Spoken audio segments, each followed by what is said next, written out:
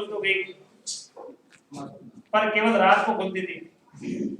दिन के समय उसका डर है कि पुलिस कहीं गिरफ्तार करके न लेके चली जाए। दिन भर बंद रहती थी, रात को अधिकतर देवी जी दुकान पर बैठता था, पर बिक्री अच्छी हो जाती थी। पहले ही दिन 3 रुपए के पैसे आए, अमित रखते थे 3 रुपए भी, अब 3 रुपए बचे भी नहीं। दूसरे दिन से 4-5 रुपए का औसत बढ़ने लगा। चाय इतनी स्वादिष्ट थी कि एक बार यहाँ चाय पी लेता, फिर दूसरी दुकान पर न जाता था। रमा ने मनोरंजन की कुछ सामग्री जमा कर दी थी, मनोरंजन मन को बहलाने कुछ चीजें। कुछ रुपए जमा हो गए थे तो उसने एक सुंदर मेज दी। मेज टेबल को कहते हैं, हिंदी के अंदर उसको कहते हैं मेज। चिराग जलने के बाद साग भाजी की बिक्री ज्यादा न होती थी, वह केवल टोकरों को उठाकर अंदर रख देता था। दिन भर उस बुढ़िया के सब्जी की दुकान थी। अंधेरा होने के बाद चिराग जलने का मतलब रोशनी होना, ये लट्टू जलाने के बाद, यानी अंधेरा होने के बाद जलाते लट्टू ऐसा नहीं दिखा उसको। चिराग जलने का मतलब होता है अंधेरा होना। ब्राह्मण जो मेज लगा लेता, बस मेज लगा लेता, उस पर ताश के सेट रख देता। तो दैनिक पत्र भी मंगाने लगा। दैनिक पत्र दिन में छपने वाले समाचार।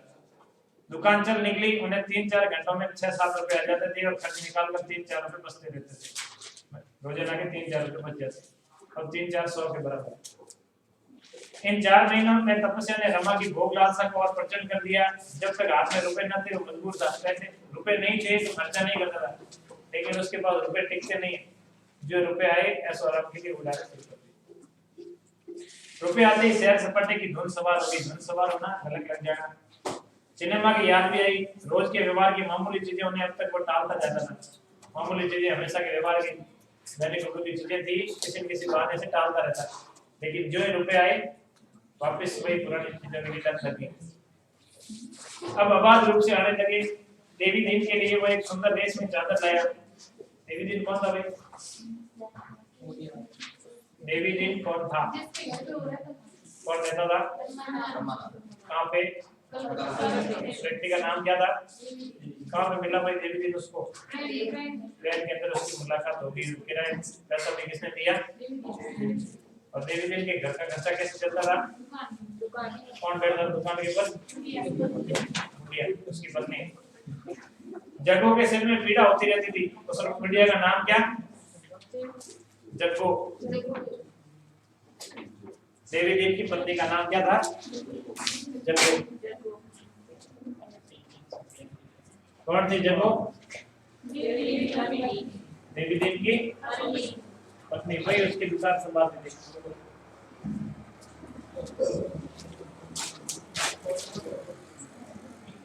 देवी देव के लिए एक सुंदर रेशमी चादर लाया। जग्गू के सिर में पीड़ा होती रहती थी, उसको तकलीफ होती रहती थी कि वो नई नई चीजें कहां से लेके आ रहा है, रुपए खर्च क्यों कर रहा है। एक दिन सुगंधित तेल की कोशिश लाकर उसे दे दी। वर्तमान समय में सेंट आता है, पहले जमाने में स्प्रे नहीं था। डायरेक्ट वो कान में रुई डुबो के लगाते थे। दोनों निहाल हो गए। चीज वही थी, लेकिन सेंट इतना ही हुआ कि स्प्रे नहीं था, प्रेशर नहीं था, चीज तो वही थी। अब बुढ़िया कभी अपने सिर पर बोझ लाती तो उसे डांटता, काकी अब तो 4 पैसे कमाने लगा हूं, तो क्यों जान देती है, यानी अपने बोझ सिर के ऊपर बोझा बाहर क्यों ढो रही है, जान लेने की कोई जरूरत नहीं। ऐसा कौन कह रहा है? बुढ़िया को भी डांट रहा है। अगर फिर कभी तेरे सिर पर टोकरी देखी तो मैं देता हूँ दुकान उठाकर फेंक दूंगा, फिर मुझे जो सजा देना दे देना। बुढ़िया बेटे की डांट सुनकर गदगद हो जाती। मंडी से बोझ लाती तो पहले चुपके से देखती, रमा दुकान पर तो नहीं है। अगर वो बैठा होता तो किसी कुली को 1-2 पैसा देकर उसके सिर पर रख देती। टैक्सियां नहीं थी, गाड़ियां नहीं थी, लाने के लिए मंडी से सब्जी लाती थी, सिर पे उठाकर लेके आती। और जग्गू को डांटता रहता था, रमानाथ की सिर्फ उम्र हो गई है, कुछ पैसे कुलियों को दे दो, बाहर ढोने वालों को दे दो, मुझे ढोने की जरूरत। मौका देख के रमानाथ दुकान पे है, बीच में कोई कुली को पकड़ लेती और उसको बोझा दे देते, अगर नहीं है तो चुपके से मार वहां लाके रख देती। वरना होती तो लपकी हुई आती और जल्दी से बोझ उतारकर साथ बैठ जाती, जिससे रमा बाप ना सके, समझ न सके। आप में से कितने लोग हैं जो घर के माता पिता बुजुर्ग हैं, उनको बोझा लेके आ रहे सामने जाते हैं, रख दो मैं ऐसे के चला जाता हूं, या ऐसे है या कहते हैं आप ले जाओ मैं ऐसे चल जाता हूं। आप में से कितने लोग ऐसे हैं जो अपनी मम्मी पापा की हेल्प कर देते हैं, खेत में भी काम करते हुए साथ में जा रहे हैं, बोझा धो रहे हैं? ऐसे कहते हैं पापा जी आप ले लो, मैं छोड़ वैसे चल लेता हूँ, या कहते हैं कि मैं ले जाऊंगा। अच्छी बात है।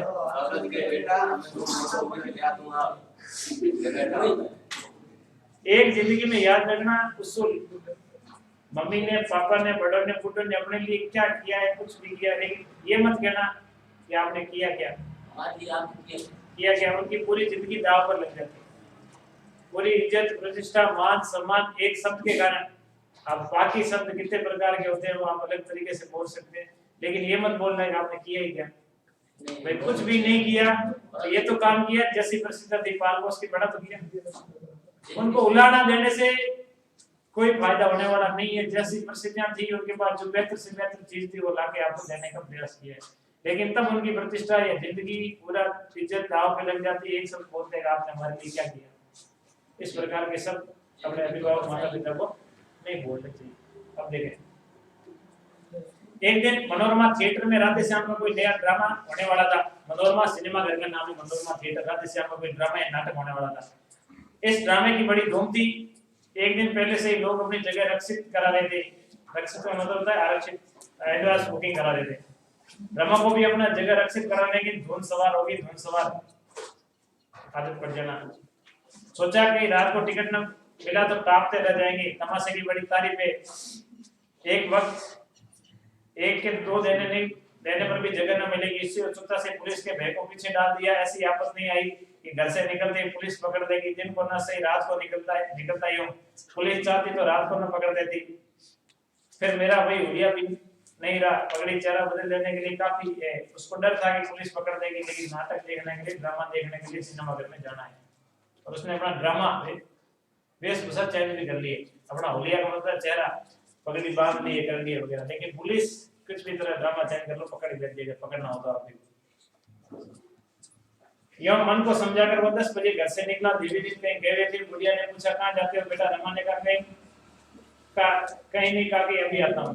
बता के नहीं जाता है, कभी आता हूँ। अभी आने की कोई लिमिट नहीं होता, ये ज्यादातर आदत होती है। सही है ना? इसीलिए कहते सही के समाज का दर्पण वास्तविक चीजें आ जाती है। रमा सड़क पर आया तो उसका सांस हिम की भांति पिघलने लगा। हिम बर्फ की भांति सांस कम पड़ने लगा धीरे धीरे। और पुलिस डरता चिटोरता हुआ आदमी होता है, भागता हुआ उसको पकड़ लेती है। कोई दोष नहीं होता है, अपराध नहीं होता है, तो पकड़ लेती है। किस तरह चोरों की तरफ भागता हुआ क्यों जा रहा है? उसे पग पग पर शंका होती थी, कोई कांस्टेबल ना आ रहा। उसे विश्वास था कि पुलिस का एक चौकीदार भी उसका हुलिया पहचानता है और उसके चेहरे पर निगाह पड़ती है, पहचान लेगा।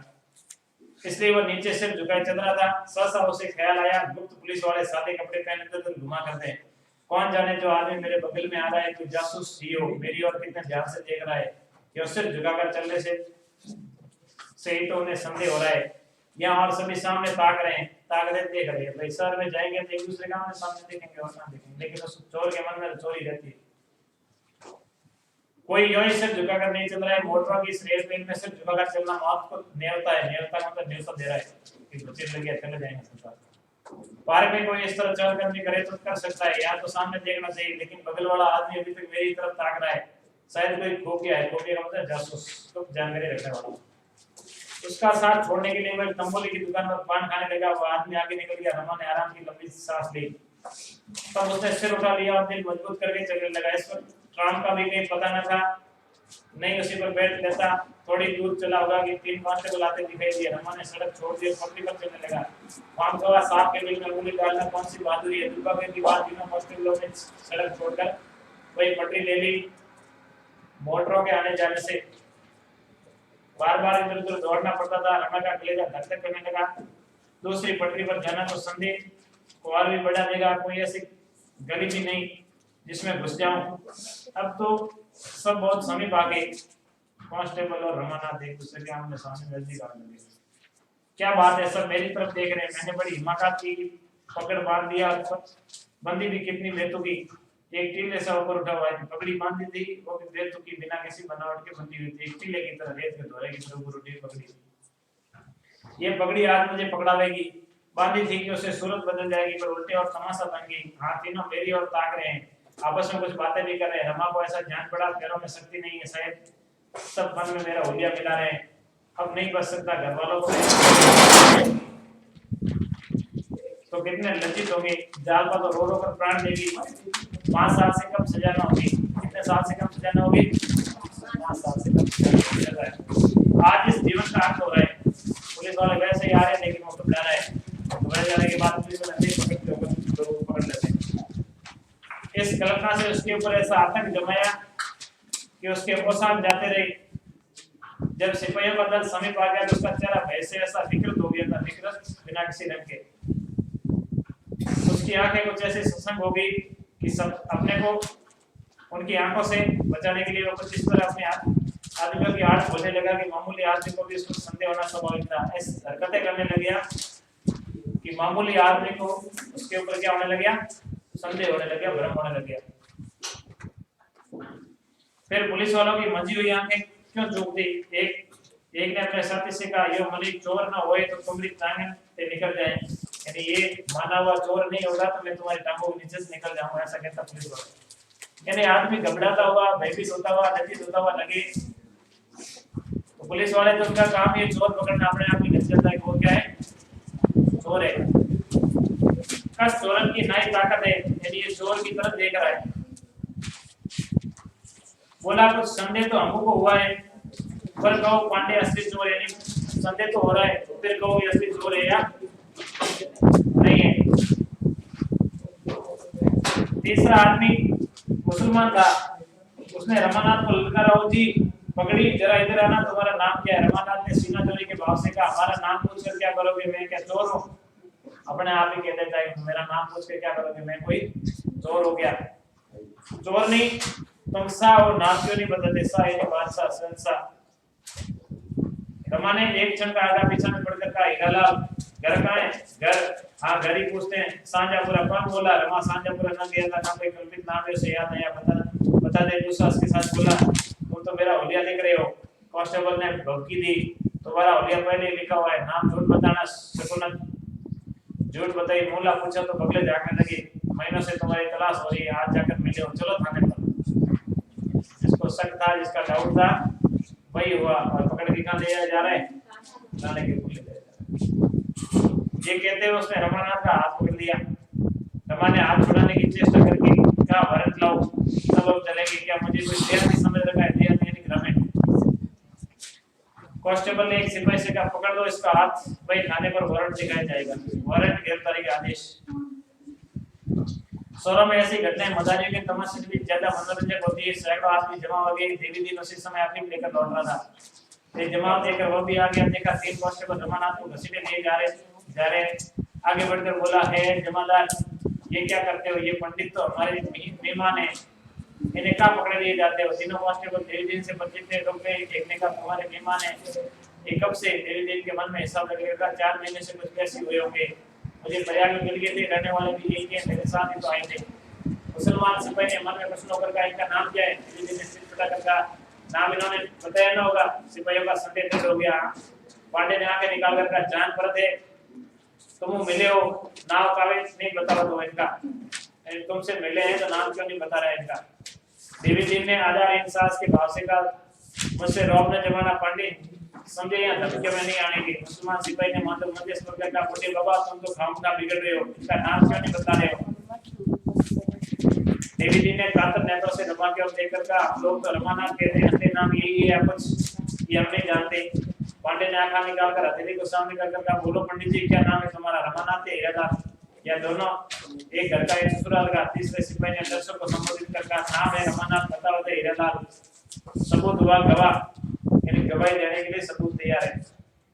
दर्शकों में कानाफूसी होने लगी। सुबह की बात तो है, साहब है नाम और पता दोनों गलत बता दिया। एक मारवाड़ी साहब ने कहा, उच्च को सो सही है, यानी उच्च का भूल होगी वो सही है। एक उच्च को मतलब भूल होना, उच्च जन्म। एक मौलवी साहब ने कहा, कोई इश्तिहार मुल्की में, इश्तिहार का मतलब होता है कोई आदेश लेके मुल्की में है अपराधी है या नहीं है।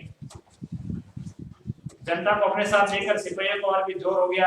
रमा को भी उनके साथ चुपचाप चले जाने में अपनी कुशल दिखाई दी। इस तरह से झुका लिया मानो से उसकी बिल्कुल परवाह नहीं है। उस पर लाठी पड़ती है, तलवार। इतना अपमानित तो कभी नहीं हुआ। जेल की कठोरतम यातना भी इतनी ग्लानि न उत्पन्न करती थी। ग्लानि यानी ईर्ष्या, पीड़ा। थोड़ी देर में पुलिस स्टेशन दिखाई दिया, दर्शकों की भीड़ बहुत कम हो गई। रमा ने एक बार उनकी और लज्जित आशा के भाव से ताका। देवी दिन का पता न था। रमा के मुंह से एक लंबी सांस निकल गई। इस व्यक्ति में क्या सारा भी हाथ से निकल गया, कोई सारा था, सहयोग था, वो भी हाथ से निकल गया। पुलिस स्टेशन के दफ्तर में इस समय एक बड़ी मेज के सामने 4 आदमी बैठे हुए थे। एक दरोगा था, गोरे से शौकीन, जिनकी बड़ी बड़ी आंखों में कोमलता की झलक थी। उनके बगल में नायब दरोगा थे, वो सिख थे, बहुत हंसमुख, सजीवता के पुतले, गेहुआ रंग, सुडोल सुगठित शरीर, सिर पर केस थे, हाथों में कड़ा पर श्रृंगार से परहेज न करते थे। श्रृंगार तंबाकू पीते उसमें थे श्रृंगार।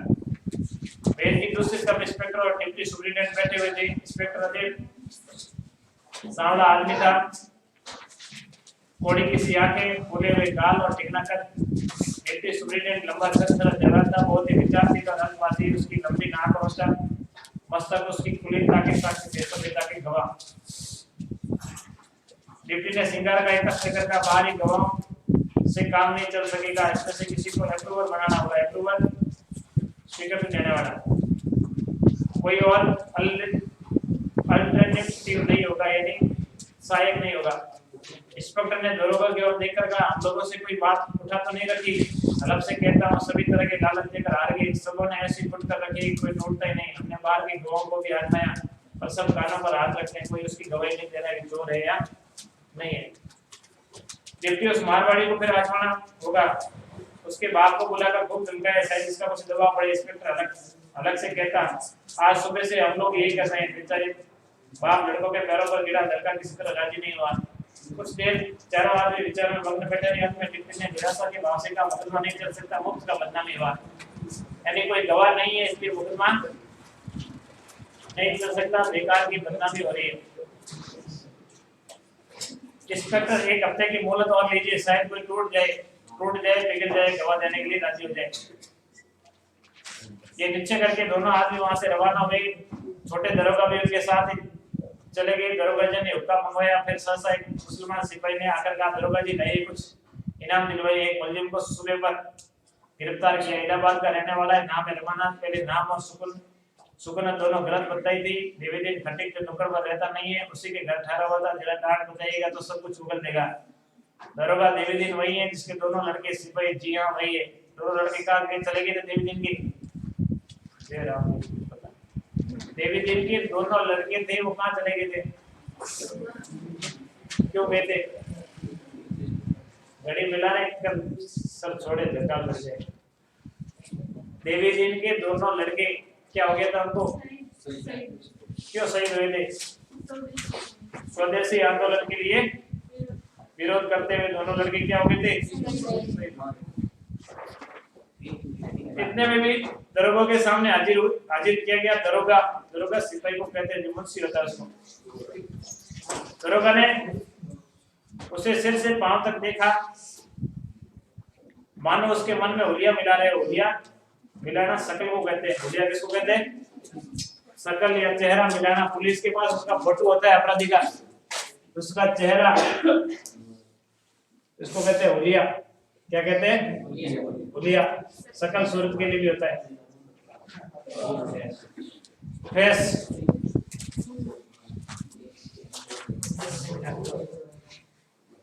तब कठोर दृष्टि से देखकर बोले, अच्छा इलाहाबाद का रमानाथ है, खूब मिले भाई, 6 महीने से परेशान कर रहे हैं। तो साहब बोलिया है, नन्ना भी पहचान नहीं। यहाँ कब से आए हो? यहाँ कब से आए हो? कांस्टेबल ने रमा को परामर्श दिया, सलाह दी कि सब हाल सच कह दो, तुम्हारे साथ कोई सख्ती न की जाएगी। सख्ती यानी कठोर व्यवहार नहीं किया जाएगा, जो बातें हैं सही से बता दो। रमा ने प्रशंसित बनने की चेष्टा करके कहा, अब तो आपके हाथ में हूँ, रियायत कीजिए या सख्ती कीजिए। इलाहाबाद की म्युनिसिपैलिटी में नौकर था। म्युनिसिपैलिटी नगर पालिका को कहते हैं। कहाँ पे नौकर लगा हुआ था? कौन सी नगर पालिका? इलाहाबाद की नगर पालिका में नौकरी कर रहा था, नौकर था। हिमाकत नहीं है, बदनसीबी। चुंगी के 400 रुपए मुझे खर्च हो गए। चुंगी टैक्स के जो 400 रुपए थे वो मेरे से क्या हो गए? पीछे क्यों मेला लगा रखा है? हिमाकत गई है बदनसीबी चुंगी के 400 रुपए मुझसे खर्च हो गए, मैं वक्त पर रुपए जमा न करा सका, शर्म के मारे घर के आदमियों से कुछ न कहा, नहीं तो इतने रुपए का इंतजाम हो जाना मुश्किल न था। जब कुछ बस न चला तो वहां से भागकर चला गया, ये घर को छोड़ने का कारण था। इसको एनालाइज भी कर सकते हैं, सवाल आप इस रमानाथ के घर छोड़ने का कारण क्या था? इलाहाबाद या प्रयाग की नगर पालिका के अंदर नौकर था, चुंगी के टैक्स के जो रुपए आते थे 400 रुपए वो उसके पास खर्च हो गए थे और वापस जमा नहीं करवा सका, घर वालों को शर्म के मारे बात नहीं कर पाया, इसलिए वो घर छोड़ के वहां से भाग गया था। दरोगा ने गंभीर भाव से कहा, मामला कुछ संगीन है, विशेष मामला है, गहरा भेद है कुछ घर से, क्या कुछ शराब का चस्का पड़ गया था? यानी 400 रुपए क्यों गायब किए? ये शराब के आदि हो गए थे क्या, नशेड़ी हो गए थे या क्या कारण था? मुझसे कसम ले लीजिए जो कभी शराब मुंह में लगाई हो, रमानाथ को शराब जैसी नशे जैसी आदत नहीं थी और उसने कसम भी सही कहा है। कांस्टेबल ने विनोद करके कहा, मोहब्बत के बाजार में लुट गए होंगे हजूर, यानी किसी के प्रेम के चक्कर में लुट गए होंगे। रमा ने मुस्कुरा कर कहा, मुझसे फाको मस्ती का वहां का गुजर, यानी मोहब्बत का कोई सवाल भी नहीं था, फाको मस्ती बात को भी देगा कि मस्ती में नहीं कर सकता। दरोगा तो क्या जुआ खेल डाला? जुआ का क्या होता है? जुआ जुआ जुआ सांस खेलना, इन बाजी में हार गए थे क्या?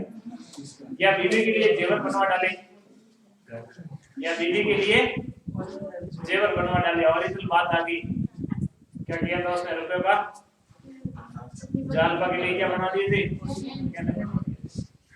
रमा जेब पर रह गया, उदास होकर रह गया। अपराधी मुस्कुराहट उसके मुख पर रो पड़ी, मुस्कुराहट थोड़े सा हंसा कर रोने लग गया। दरोगा, अच्छी बात है, तुम्हें भी यहाँ खासे मोटे जेवर मिल जाएंगे। एकाएक मुंडा देवी दिन आकर खड़ा हो गया। अचानक कौन आकर खड़ा हो गया है? देवी दिन। दरोगा ने कठोर स्वर में कहा, क्या काम है यहाँ? देवी दिन हुजूर को सलाम करके चला आया। इस बेचारे पर दया की नजर रही। हुजूर बेचारे बड़े सीधे आदमी हैं। कैसे आदमी है? सीधे सरल स्वभाव के आदमी। दरोगा, बच्चा सरकारी मुलजिम को घर छिपाते हो, उस पर सिफारिश करने आए हो। दरोगा ने धमकी दी कि सरकारी अपराधी को अपने घर छिपाते हो और बाद में इसकी सिफारिश भी करने आए हो।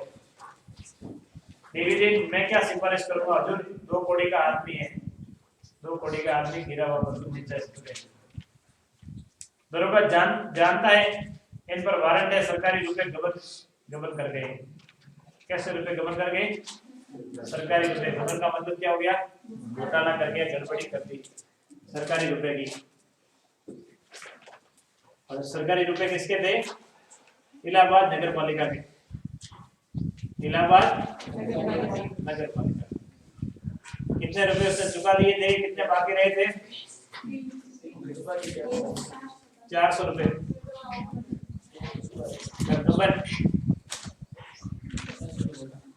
घोटाला, रिश्वत या चोरी कह सकते हैं। और चोरी करके रुपए का क्या करवा दिया था? बीवी के लिए गहने बनवा दिए। बीवी के लिए क्या बनवा दिए? महिलाओं के आभूषण खरीदना। पुरुष को घर छोड़ने के लिए भी मजबूर कर देती है और घर छोड़ने के बाद वो जेल में भी चला जाता है। देखिए भाई, देवी दिन हुजूर भूल चुक आदमी से होती जाती है, जवानी की उम्र है, खर्च हो गए होंगे। ये कहते हुए देवी दिन ने 5 गिनियां कमर से निकालकर मेज पर रख दी। दरोगा ने तड़प कर कहा, ये क्या है? देवी दिन, कुछ नहीं है हुजूर, पान खाने को 5 गिनियां असल में रख दी, कहते पान खाने के लिए रुपए हैं। दरोगा, रिश्वत देना चाहते हो? कहो क्यों, तो बच्चा इसी इल्जाम में भेज दो। देवी दिन, भेज दीजिए, सरकार घरवाली लकड़ी कपड़ की फिक्र से छूट जाएगी। कहता है किसी इल्जाम में जेल भेज दो, वो कहता है भेज दीजिए। घरवाली को ये तो मरेंगे तो कफन नहीं लाना पड़ेगा, जलाने के लिए क्या नहीं लानी पड़ेगी? लकड़ी नहीं लानी पड़ेगी, दोनों से छुटकारा मिल जाएगा। अच्छा तो भेज दीजिए।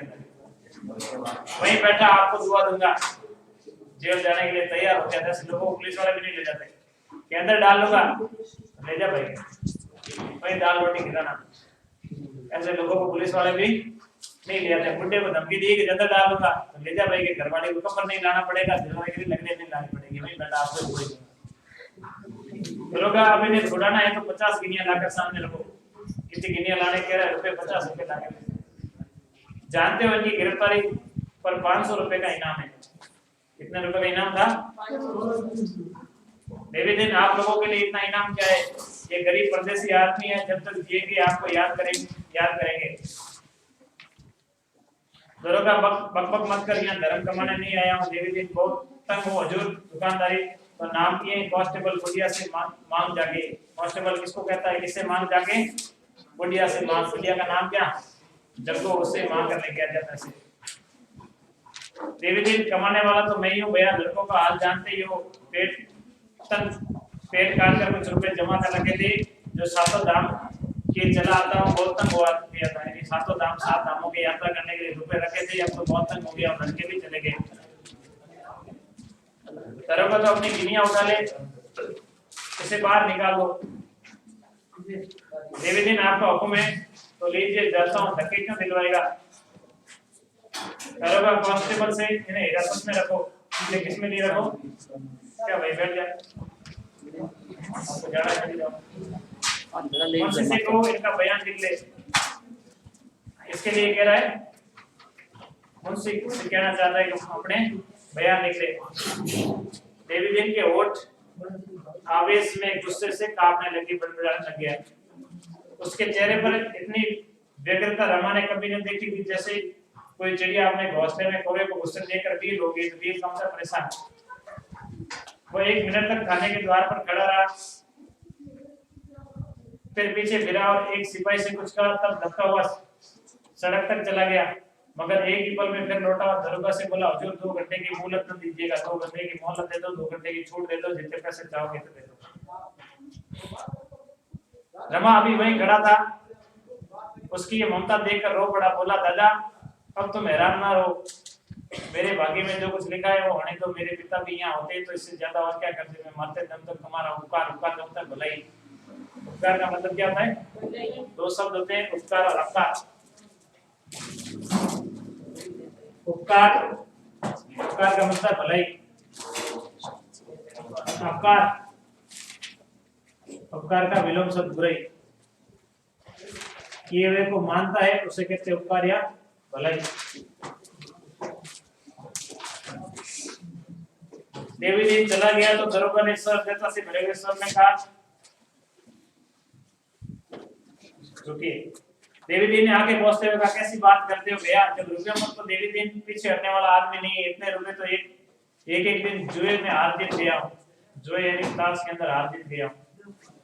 अभी घर भेज दो तो 10,000 की मालियत है, क्या सिर पर लाद कर ले जाऊंगा? दरोगा जी अभी भैया को 10 मिनट ना भेजो, मैं रुपए की फिक्र करके थोड़ी देर में आता हूँ। फिक्र करके इन रुपए की व्यवस्था करके थोड़ी देर में आता हूँ। ऐसा करके कौन कह के चला गया?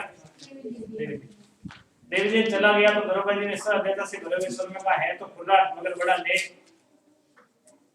तुमने इसे कौन सी बूटी सुंगा दी है? बूटी कौन सी दवा दी इसको? वश में कैसे कर लिया? बूटी सुंगाना वश में करना।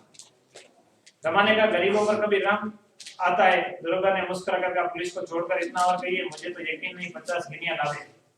जमाना अगर लाए भी तो इससे इतना बड़ा तावान नहीं दिलाना चाहता हूँ, आप मुझे शौक से हिरासत में ले लें। वो खुद कहता है मुझे क्या कर ले, हिरासत में लेकर गिरफ्तारी के अंदर डाल लो। दरोगा, मुझे 500 के बदले 650 मिल रहे हैं, क्यों छोड़ो? तुम्हारी गिरफ्तारी का इनाम मेरे किसी दूसरे भाई को मिल गई तो क्या बुराई है? रमाना था मुझे चक्की पीसनी है तो जिंदगी जितनी जल्दी पीस लो उतना ही अच्छा है। मैंने समझा है कि पुलिस की नजरों से बच सकता हूँ। अब मालूम हुआ कि ये बेगली और आठों पर पकड़ लिए जाने का खौफ जेल से कम जानलेवा नहीं। आठों पैर लड़ने से अच्छा है कि जेल के अंदर ही चला जाऊं। मन के अंदर ये डर रहता है बार बार, आज पकड़ा कल पकड़ा परसों पकड़ा, ऐसे अच्छा है हर समय कहाँ बैठा रहूं? जेल के अंदर ही बैठा रहूं। दरोगा को एकाएक जैसे कोई भूली हुई बात याद है कि मेज के दराज से एक बिसल निकाली, उसके पन्ने इधर-उधर पलटे, तब नम्रता से बोला, अगर मैं कोई ऐसी तरकीब बताऊं कि देवी दिन के रुपए भी बच जाए, तुम्हारे ऊपर भी हर्ष ना आए तो कैसा? रमा ने अविश्वास के भाव से कहा, ऐसी कोई तरकीब है? मुझे तो आशा नहीं है। तरकीब यानी योजना। दरोगा आज साईं के 100 खेले, इनका इंतजाम मैं कर सकता हूँ। आपको मौज एक मुकदमे में शहादत देनी पड़ेगी। शहादत का मतलब होता है गवाही देनी पड़ेगी, झूठी शहादत होगी।